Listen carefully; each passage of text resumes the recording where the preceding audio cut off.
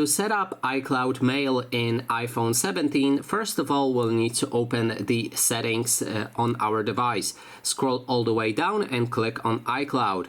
Go to Save to iCloud and click on See All. From here, select iCloud Mail, and then you'll be able to set up your iCloud Mail. So enter the email address.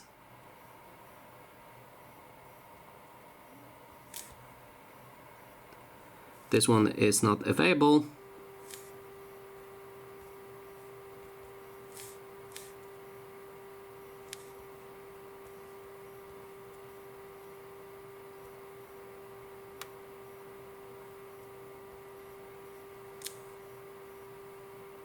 Okay, then we can continue.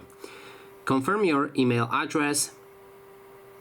And this one should be sent to your email. So open the email for the for your iPhone account, and then you'll be able to perform and finish that setup.